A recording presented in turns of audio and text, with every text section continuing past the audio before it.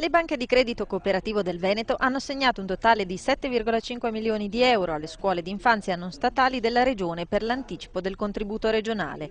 Le scuole d'infanzia, asili privati e parrocchiali coinvolti nel progetto sono nelle varie province venete 1192. Gli importi anticipati dalle 40 banche di credito cooperativo Veneto, che si aggirano sui 5-10 mila euro per ciascun asilo, saranno erogati a costo zero fino alla liquidazione del contributo da parte della Regione Veneto. È un'iniziativa che abbiamo colto perché le scuole dell'infanzia hanno manifestato questa difficoltà che rinviene proprio da una situazione tecnica contingente dove la Regione, pur avendo stanziato dei finanziamenti a favore della scuola dell'infanzia, non è in grado di erogarli nei tempi dovuti e quindi le nostre banche si sono fatte parte attiva per mettere a disposizione i fondi necessari, che sono 7.500.000 euro, a favore di queste scuole che anticipano quello che sarà il finanziamento della Regione, ma questa anticipazione avverrà in un modo particolare, cioè senza nessun costo a carico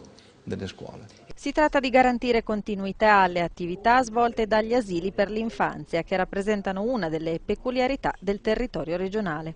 1830 nasce nel Veneto il primo asilo per l'infanzia povera e da lì è nata tutta questa rete di scuole vicino ai campanili.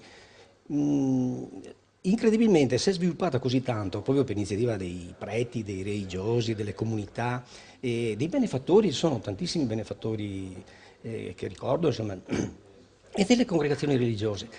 Non c'era area d'Italia che aveva una presenza così forte, è storia nostra insomma.